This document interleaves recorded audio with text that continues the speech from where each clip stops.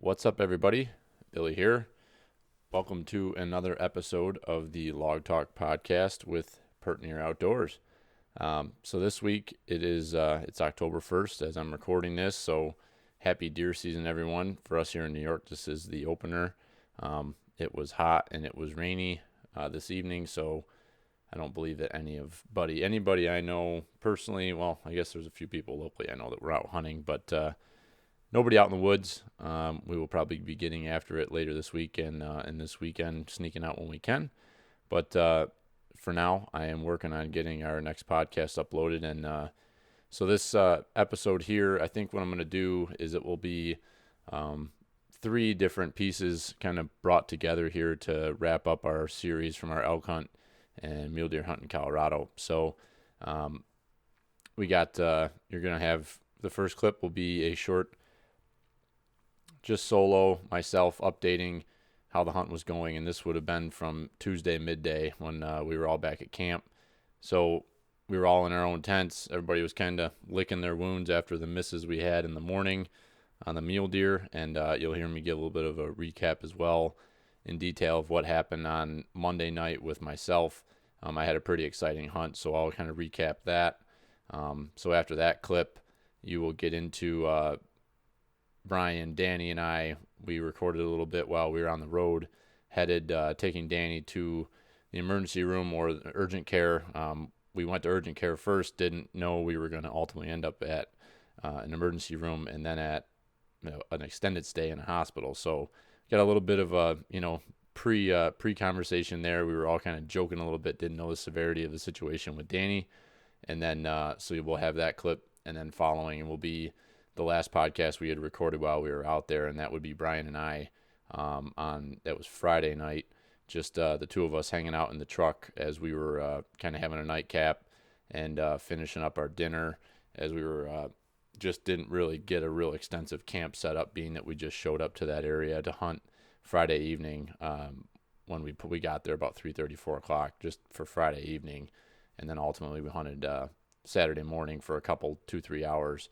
And then we headed out, drove back to Denver to meet up with Danny at the hospital, see how he was doing, and decide what our game plan was, whether we were heading home or staying another night or whatever we were doing. So, kind of a fun little mashup here of these three episodes, kind of wrap it all up for everyone. And like I said, like to at some point here try to get everybody together from the trip, but the way it's panning out, and it really need to shift gears and get into thinking about whitetails and everything we've got going on back home here now.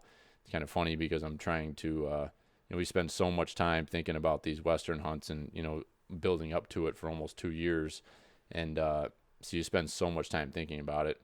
And now here we are, it's already October 1st, and I don't have my stuff together. And I can't speak for the other guys, but I've fallen off on shooting my bow, my archery gear, and my whitetail stuff is disorganized, so spent a little bit of time tonight trying to get camo bins lined up and things kind of organized for stuff I'm going to need for whitetails, which is much different than what I had to worry about out west. So it's a fun time and excited for this season to be here, and hope it's a good one. So I hope you enjoy this podcast.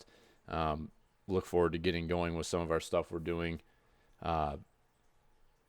on a week-to-week basis. We're trying to kind of figure out exactly what we want to do. My brother and I have got some ideas, and for anybody that's wondering, that's not somebody peeing in the background. That's my sump pump. It is raining cats and dogs here in Buffalo right now, so that sounds kind of funny. So don't let that distract you. It's not somebody going to the bathroom. So yeah, we're not quite sure exactly what we want to do, but we want to try to do something kind of a consistent weekly piece where maybe we get some folks from around New York State and maybe down into Pennsylvania, areas that are kind of close to us here, to get people's gauge on what's going on with the rut and the deer activity in their area, so that it's more, it can be kind of a regional thing. There's a lot of different people doing that out there, but it's more, you see a lot of stuff for the Midwest and in the South, but not a whole lot for us up here in New York and the Northeast. So that's what we're thinking, but also looking to try to, bring some more stories and different stuff to the podcast on a weekly basis. So stay tuned. Appreciate it. Watching all the stats of the people that are listening. So it's exciting to see that, and look forward to hoping to build that and grow it. And so, I'm assuming the folks that are listening, that you've subscribed. If not, please do give us a 5-star rating if you believe we deserve one there on iTunes. And I just got an email tonight that Google Play is going to have us on their Play Store. So if you search Log Talk with Pert and Air Outdoors, that will come up.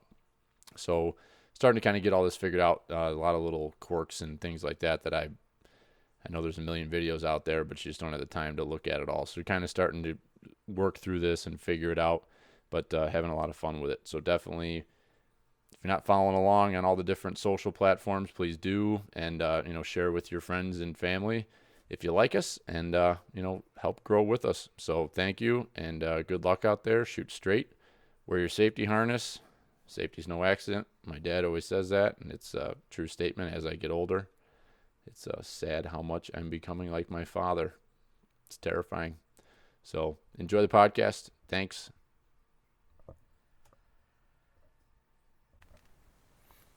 What's going on?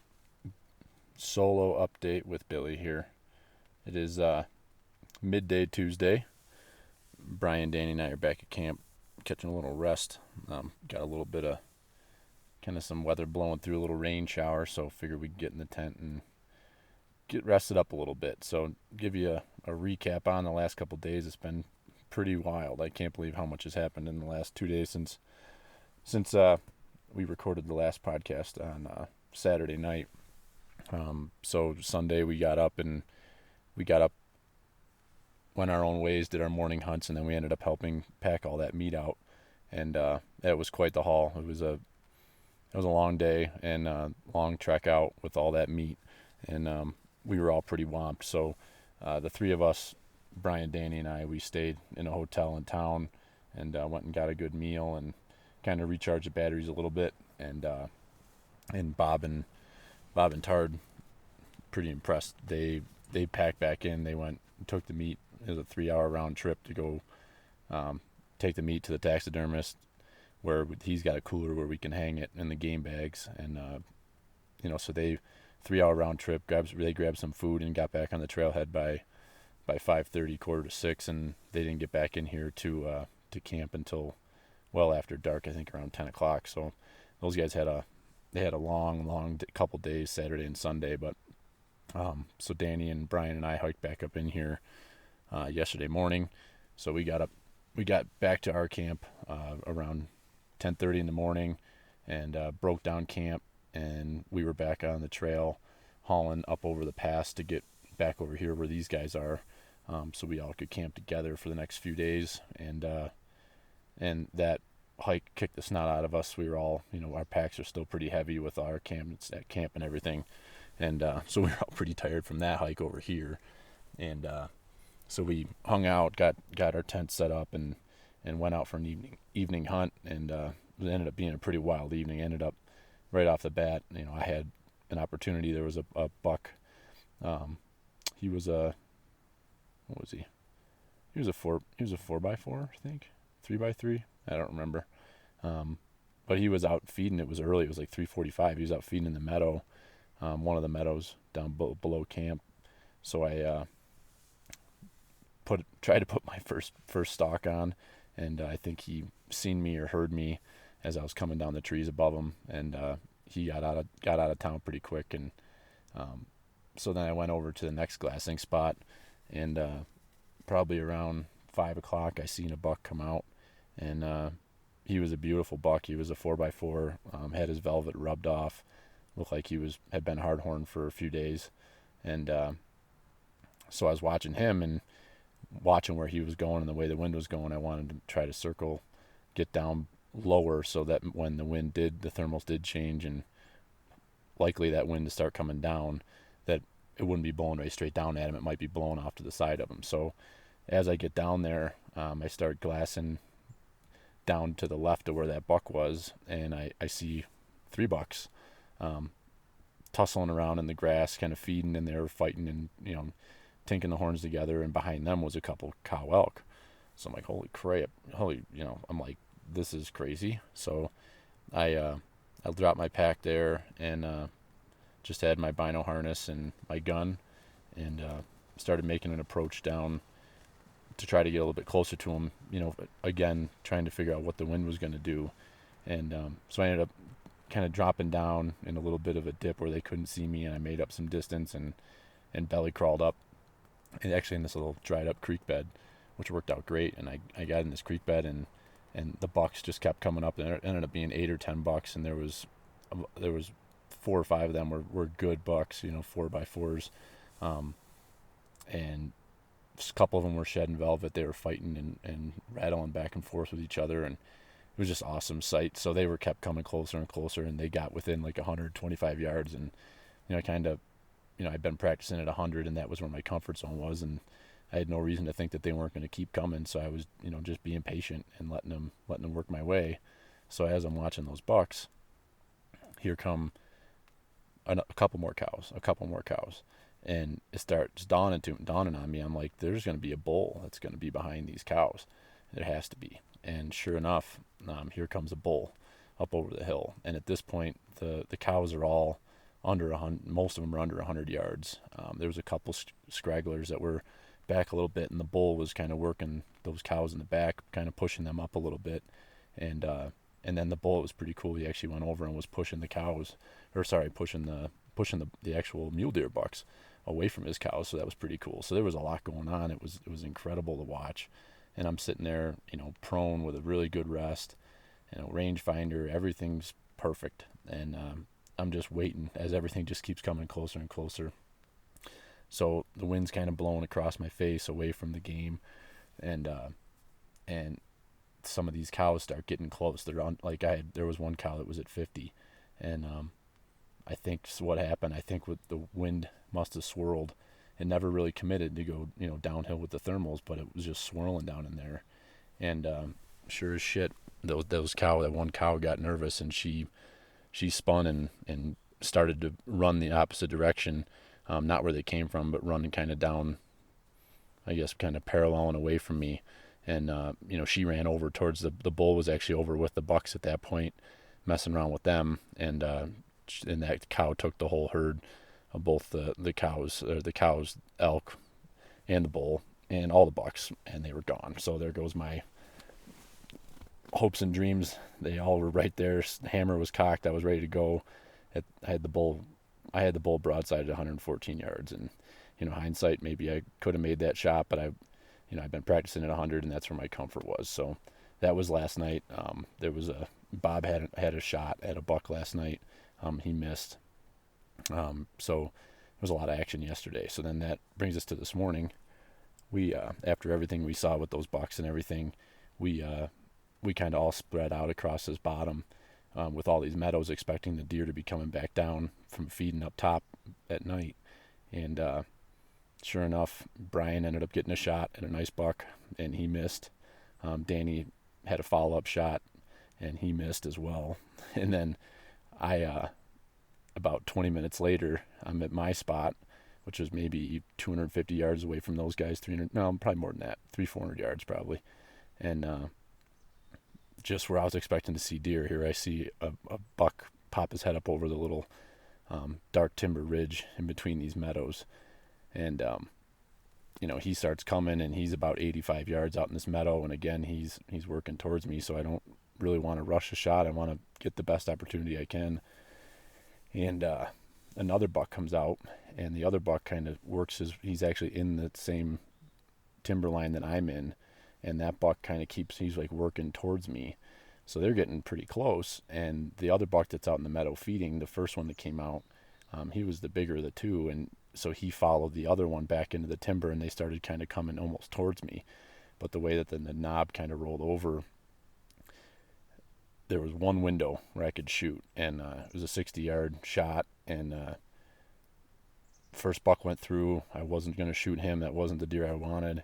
And then I'm through my peep sight looking, got the bead right on the hole, and as soon as that deer stepped in, I shot, and I think I just shot way too early. Way too is, I guess, exaggeration. I probably could have waited a half a second and pulled the trigger, and we'd be talking about how I shot a beautiful muley with my muzzle loader. So I shoot, and smoke clears. No idea what happened. So I felt good about the shot. I was solid. I was right on the target where I wanted to shoot, and felt like a good shot. And so I reload, and I left all my stuff there, and I started kind of creeping over to where the deer was, because there's a little bit of a rise there. And I popped my head over the rise, and there's the 2 bucks standing there, and it just surprised me so much to have them both standing like 10 yards from where I shot at them. They were just standing there like statues. And when I came over the rise, I was looking to where I shot, looking to see if maybe the deer was down or what the deal was. And so when they were just to my left, it kind of caught me off guard. And by the time I looked at both deer, was looking to see if there was any, signs of either one of them being hit, and realized that they both looked perfectly fine. They started to run, and I picked the bigger of the 2. I believe was the one I shot at the first time. I picked him and took a shot, and it was a clean miss. He was running. It was only a 25-yard shot, but he was moving, and I wasn't on him, so missed him, and he ran off. So it was a freaking crazy morning, crazy 24 hours of hunting, really, just to get in here. And my first 2 hunts in this area have been very productive, and could have easily been taking an elk and a deer home. So pretty optimistic for the next few days. Hopefully we didn't do too much damage by shooting at and spooking the deer. And I don't think that those cows were too nervous and worked up yesterday, and that bull wasn't over with them when they turned and wanted to get out of there. So I don't know if that got too busted up either. So we will see. We'll get a little rested up here this afternoon and get back after it tonight. So we will keep everyone updated, and hopefully have stories of harvested elk and mule deer. I think we all come to the agreement as a group that if we get one more elk, we're pretty much packing the trip in, and it'll be a lot of work, because we can do 1 elk in 1 trip, but you got to come back in to get camp. You can't carry camp and an elk out at once. So definitely a big eye opener for all of us, harvesting elk for the first time in the backcountry, where you're in the wilderness, can't get a vehicle back in here. It's definitely a different ball game. So we hope to put another one on the ground and wrap up this trip with some success. So we'll talk to y'all soon. Thanks.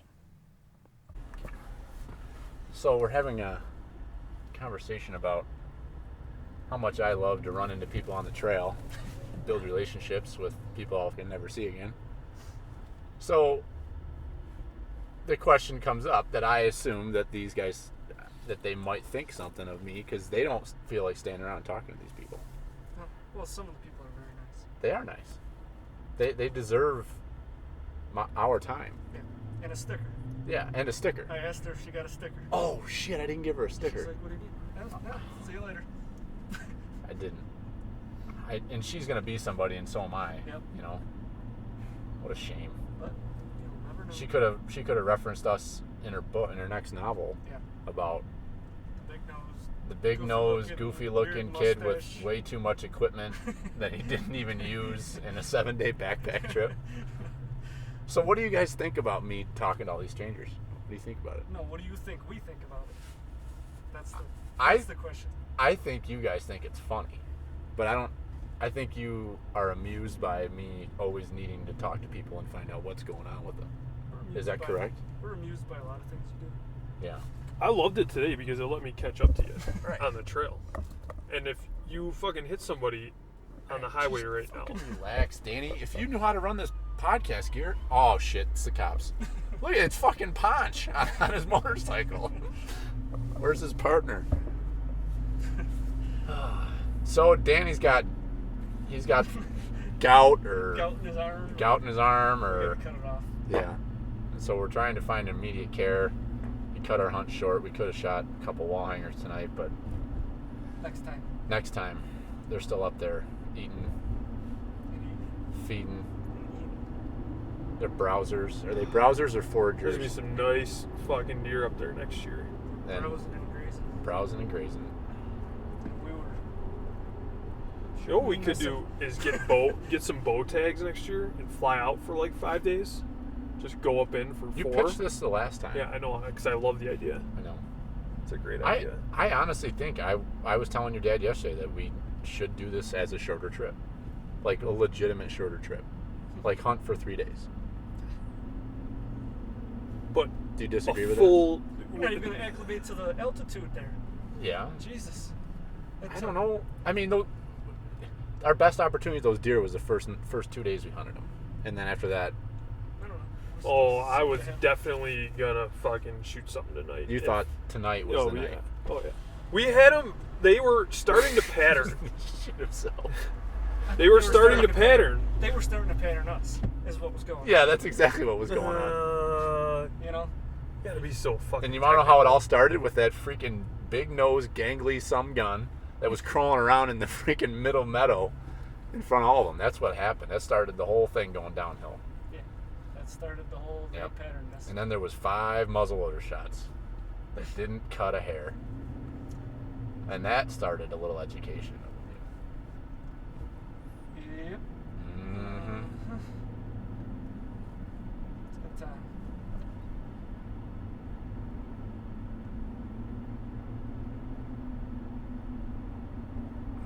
Awkward silence. So I mean, that's it? We're done having a conversation. What do Yeah. you want to talk I about? thought it was don't going to be a lot more fun. Yeah, I did you too. telling us what we think about you. So well, we never even answered that. No. What do sorry. you think? No, it's... I told you what I think you guys think it's funny, but maybe it's annoying. Maybe you guys think it's annoying. I don't know. You don't. What do you think? I just told you what I think. If you think we think it's annoying, then it's probably annoying. Yeah. If you don't think that we think it's annoying, then maybe it's not. I think it's annoying when it's holding you up. That's the feeling I get. That's what I was just about to say. And I if don't you like to be only, held up. every time I stay there and I talk to those people because I care about them. Yeah. And you just like, See, you you're- turn and walk away. You don't even say nice meeting You're you, goodbye. really- You are smarter than you look because I get irritated if it's holding me up. Oh yeah, you kind of don't hide it. I mean, Thank you. yeah, it's one of your greatest traits. You're Yeah. irritated all the time. Thank you. You're gonna tell me that you actually care about this random lady that you spent 10 minutes talking to on the trail today about her female golf book or something like that? Yeah. That you're gonna go and buy. I'm I gonna buy think? the book. It Yeah. sounds interesting. Then you're Was- going to mail it back to with a Pertnier outdoor sticker. Yeah. Look us up on Instagram. Yeah, look us up on Instagram if you'd like to follow us. Hit the follow- chasing things hit the around follow and button. failing to kill them. Yes. Freaking, if that was not a Pertnier outdoors event, I don't know what is. But I did care. I mean, she was very interesting. She took the time to talk to me. She wasn't intimidated by my gun that was just flapping around all over in front of her face. Yeah. You know, I told her, I said, "This isn't loaded, ma'am." And she said, "Oh, don't worry, I'm a gun person." I was like, "Okay." What's this lady looking at? She's freaking merging hard. You want to get over here? Yeah, just hit the gas and go. Yeah. 2 miles. Keep right onto I-70 east toward Denver. Well, we're going to Denver. So, again, Danny's arm's about to fall off. It actually looks better, I think. I've had it somewhat elevated for an hour or two now, so I think that's a good thing for it. Me too. I don't know. Oh, no. But Because when this morning when we it's a were little better. Yeah. It's not much though. this morning when we were on our way to our spots, I seen you. it and was an Danny's like, awkward "Can you massage my arm?" And I was like, "Yeah, why not?" You know, because it sounded like maybe he slept on it and it was asleep or something. But when I was squeezing it, I was like, "Wow, his arm feels kind of swollen, like it was puffy." Yeah, you had this look that made me think I should probably take my shirt off and look at what my arm But looks then like right I was now. also thinking, it's like prime time. We're about We to need to get to our crush- spots and hunt. Yeah, we're about to crush some mule deer. Yeah. And then Robert comes across when you're like, my arm, I'm kind of getting concerned. And I was like, okay. So I'm like, there's muleys around here right now. We got other things. But that was me being selfish. Yeah. Yeah. And I was genuinely concerned when Robert told me that you guys were all back at camp. I was like, yeah, boy, it's not good. What do we got? I need to get You over gotta here. get it. Yeah. Oh boy. Merging with the heavy Chevy. We're pretty close to where the old Dante Kirschpepper used to live. Yeah. See a lot of brake lights. A lot of brake lights. I think we could have gone that way, and We're not going that way. Apple's telling us that this route is quicker, so better fucking be quicker. Didn't Apple? Yes. Yeah, That's Apple correct. lost us, Use the right 3 lanes. gained us Keep an right hour and a onto half hour. I-70 East toward Denver. All right, well, I have nothing else to talk about right now, so What did Robert say over the radio? Robert's like, where are you at, Slick? And I said, Oh. I'm out still hunting. And he says, Find me a weapon. yeah. He says, you seen anything? And I said, nope, just all the ones that smelled me and spooked and ran away. And then he says, Danny's back here and he seems pretty concerned about his arm. And I'm going to head out with him. And I said, well, is everybody back there? He said, yep. Merge onto I-25 toward Fort Collins. So I headed back and 5 hour hike out. 5 hour death march. That was just under 6.5 miles. I recorded it on X. Felt like it. And I'm glad we didn't have much more uphill because Yeah. that getting to that pass. Oh, that was rough. sucked. Yeah. I'd do the pass a few times over all that downhill. My knees are gonna pay for it, but I need a actually prosthetic. enjoyed that. I didn't hate that downhill. I did. That's because your knee's about to fall off. My feet were sweating so bad that my feet were they were Oh. sloshing around in my boots. Like, I don't know what's going on because since Monday night, my feet were like sweating through my boots every time I went out. And I don't know, like, I never have had an issue with my boots like that. So I don't know what. Jesus, Danny. That was a bad one. God, dude.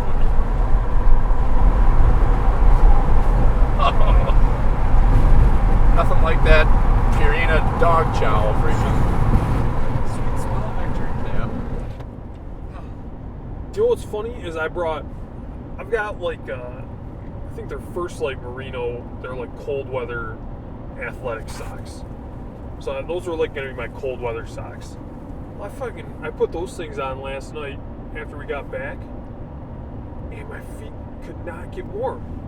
It's And false advertisement. I had these Amazon Merino wool socks that turned out to be fantastic. Is that right? That I think performed a little better. Surprised about that. It's interesting. My feet have never been so dry. Really? Yeah. So your sock system worked out. Yeah, I mean, the one day when we really hit it hard, I swapped them out. But they didn't even. My feet have never sweat less. Huh. It's unbelievable. In 2 miles, take And you exit think that's 74 probably a toward product Merge of onto wearing a I-25 sock toward liner. Fort It's that liner Collins. sock, yeah. And then a merino wool. Good Hiking sock, right? hiking sock, yeah. Not a thick sock. So what is that? This whole liner thing, I don't. Basically, So it pulls the merino moisture wool away? Is pulling the moisture out of that. It's just like I'd have to look. But then the it's just like a merino's polyester. wet, right? Or no? Not really. No. Huh. Well, you can tell when that gets saturated because that's what I noticed. My feet were wet, but Yeah. I mean, it was hotter than hell, and we, went all the way up from the truck to camp. Right. But yeah, it's just a thin liner sock, and that merino pulls the moisture out of that, I guess. I don't know. Right. No rubbing, no sweating problems. Pretty messed up. It was messed up. It's kind of like my understanding of it is very similar to like your layering system. Yeah. You just wear Yeah, it pulls the moisture away from your skin. So you wear a merino lightweight T-shirt to pull the Yeah. moisture away, and then your next layer is kind of meant to continue pulling away and like drying that. not really sure. I will say, I love those boots we have, but they're not really made for like warm weather No. Colorado They're made for hiking. PA. Yeah. Snow on the ground. I haven't used them in cold weather, but I would have to agree with that. You have, I haven't.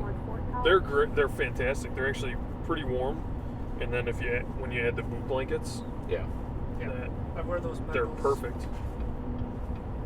most of them. They're perfect. They're oh wait, no, very there aren't. much- Huh? Mine are the perfect Oh. time. Take the exit, then keep left to Mine are merge perfect onto times. I-25 north toward Thornton. You guys have the Denali's, right? Yeah, we have the Denali's. Mine's a perfect time. You have the perfect no, one. perfect hiker. Keep left, Perfect merge hunters onto inside. I-25 north toward Thornton. This is confusing. Nice graffiti. It is. It's beautiful art. Keep left. We're staying left. Can you shut the audio off of this thing? Or is that impossible? Don't you want to know? I do. Where It's you're going? ruining the quality of You this need to podcast, focus. though. I think we ruined the quality of the podcast. You think the people that are participating are ruining quality? Yeah. I mean, nobody's going to listen to this anyway, No. except for us. I'll tell you what, I'm not going to listen to it. that podcast around the fire the other night is freaking gold. We should listen to it. Yeah, if you could play that uncut, that would be super. Yeah. Yeah, and yeah, there'll be quite a few edits made to that, or just shortening it significantly, because it got a little rough. Got a at the little end. what? Got a little rough at the end. You know, I didn't think so. people started going to bed, and then it was just me, you, and Tard, and there was some conversations that were, We had a good time. yeah. I guess the statute of limitations is probably up on some of the things that were discussed. Most of them, yeah. Most of them. Depends on which court you're in. We talked about it in Colorado. It happened in New York. Right. Yeah, we're not. It's alleged. So that's no fun. Welcome to tonight's podcast called One Tent, Two Smells. So, it is just Trigger and I sitting here in the old heavy Chevy Thinking about life. thinking about life, What we're here for. sitting in the middle of Arapahoe National Forest. Some cattle keeping us warm. Yep. I got cattle shit everywhere. Warm my hands up Cattle. with some cow pies. Yeah. So what's happening is it is Friday night. Thursday during the Morning. day we packed. Yeah, in the morning we packed out of the mountains because our dear and beloved Danny boy had a swollen arm, which we assumed was maybe just a bug bite or something, and then he got talking with some trail Hippies? people. I would. Yeah, I would, I'd be nicer than that, but the one chick was wearing spandex and a skirt, so that's pretty hippie. Kind of fly. Yeah, it was interesting style, but so we were way up in the backcountry. Our camp was 7 miles from where our trucks were parked. So we decided midday yesterday, not knowing what was going on with him, if we were to shoot another animal, it was going to take us a couple trips out, which would have taken a couple days. So what we ended up doing was packing out yesterday. So met a nice lady on the trail, and she told us about this healthcare center in Frisco. And so we went there, and it turned out that it was absolutely not the type of healthcare that Danny boy needed. It was more of a community care. We won't go any further than that, but it was kind of an interesting clinic. So we drove about an hour and 15 minutes to the east side of Denver to an immediate care there, and he was there for an hour and a half. Yeah. And they told him that we can't help you. You need to go to the emergency room. So that was kind of alarming. So we drove to back into Denver to one of the hospitals in the outskirts of the city, and admitted Danny boy. Brian and I went and got a bite to eat because we were hangry. And Very. we then went back to the hospital to see Danny and see what was going on in the emergency room, and they had started taking his blood work, and they were admitting him into the hospital as they found that he had a fairly significant blood clot in his left arm, right? Mhm. In his left arm. So that was kind of crazy. So Brian and I are trying to figure out what the hell to do. We figured that we would be, maybe it's just something that he got a bug bite and needed some medicine, whatever. I think that's what he was hoping to. That's what we were all hoping, just Yeah. something simple, and it wasn't. So we were able to call my buddy Rob, who lives right in a suburb of Denver. So he was nice enough to let us crash there for the night, and woke up this morning to learn that Danny was going to need to have a procedure to try to move or get rid of the blood clot. So, Brian and I are kind of going stir crazy trying to figure out what the heck to do. We want to go home. We want to go home real bad. I mean, we both, family, between wives and kids, we want to be home real bad, but our wives are actually the nice ones because they told us that we need to stay here with their friend, and they're right, They're very right. Yeah. But, As men, if they told us anything different, we might be headed home. we might be right headed now. home, but anyway, so we we have done the right thing. We realize that now, and we stayed out here. We're going to stay out here with Danny, but in spirit, in spirit. and we're in the state. Should we fart? Oh, I thought you meant like in spirit of him. We need to do something. No. Oh, No, okay. we're here with him. We're here Kind with of. him. Yeah, like we're We in. didn't leave the state. We didn't leave the state. We were going to try to go prairie dog hunting because That just seems. there's a like lot of prairie dogs, and it seems like How could it maybe be the more fun? greatest thing that you could do. But the season's closed. Yep. Makes no sense. It should be open season all the time. So we made a decision to go back up in the mountains for, hopefully it's just, we hunted this evening, saw a couple deer, but we'll get into that in a moment. But yeah, we decided to go up in the mountains. We went up to an area. Our deer tags are good. We have overlapping units with our elk tags, so we found an area up here in the Arapahoe National Forest that was kind of drive-in access, and we could just find a spot to, tent camp right at the truck, and hunt for the evening and the morning, and then jet out of here. So we're just trying to find something to put our tag on. Yeah. And we pert near got lucky, right? Like literally, Hammer was back. Hammer was back. If I had another second to see what the other deer was, we could be eating tenderloins right now. But Danny Boy's request is bring him some tenderloins. He wants tenderloins, So, we're trying. well, we're not physically there at the hospital with him. We are very much in spirit In with him. spirit, And we are in his truck right now. we are in his truck. That kind of even makes it His closer. truck is now driven on some National Forest Mhm. Jeep trails. It handles stumps pretty well, Oh, yeah. and Right over the ground clearance is incredible. So great choice on the truck, Yep. Danny. We Hardly really even bottomed appreciate you letting us. Yeah, I mean, we just scraped it. Nah, I mean, Hardly. we shouldn't tell him about that one. He'll notice it when he takes it in for his Yeah. third oil change. But yeah, so we found a cool spot here, and there's a bunch of people, and everybody's super friendly. So we pulled up here. We parked in a spot. It's got about 700 piles of cow crap, and but no tents, ironically. But we pulled back the truck in here and said, well, let's just go from here. And so we literally parked the truck, flipped the tailgate down. We're changing into our camo, and I look over 150 yards away, and there's a doe crossing in this. It's a lot of down pines and pine In the- trees yeah. and And the aspens aspen are is coming like up pretty through. much what, and sagebrush is kind of what the areas we're in. And deer goes popping right through, and I'm like, holy shit, there's deer. So we're like pulling the gun case out and trying to get the gun. It's like, this is insane. Slicky's got his pants off. Yeah, that would have been my first no pants deer. I've always wanted one, but it's very hard to create that situation. Mhm. But so we got dressed and we started to still hunt across through that brush. And sure enough, I mean, we weren't 5 minutes into our still hunt, and a deer spooked. I assume it was that doe, and it was a big deer in there Yeah. with her that. Well, kinda they weren't bedded snuck together. out. No, but was But in they there. were within Yeah. 100 yards. Yep. And I was just putting glass on the spot I saw to see if it was going to be a buck or not. And all of a sudden the branches started breaking, and I could hear, deer was flying in, so I did not get to see. Right. Otherwise, We might just be sitting here. I mean, we probably wouldn't be doing anything different. No. We would have game bags hanging in the tree. And other than that, yeah. so it's awesome. And so I think one of the things to hit on here, so we end up taking a while. Before we went up in, we some guys were driving by in the 4-wheeler, said hello to them. Super nice guys. Kind of told us, I just told them what our situation was, asked them what they were hunting. They were only after elk, archery and muzzleloader. So there was 3 guys, and so they were headed up in, and so we ended up bumping into one of the guys, which I kind of feel bad about because he told me where they were going. I didn't know what he meant, but we ended up he called us in. I think he was impressed with my bugle, so he was excited. He was like, "Oh my God, Oh, for sure. that's a big one. Mhm. Listen to that lip ball." Yep. But naturally he cow called, and I look up, and about 250 yards away I see a dark spot sitting by a tree that wasn't there a second ago.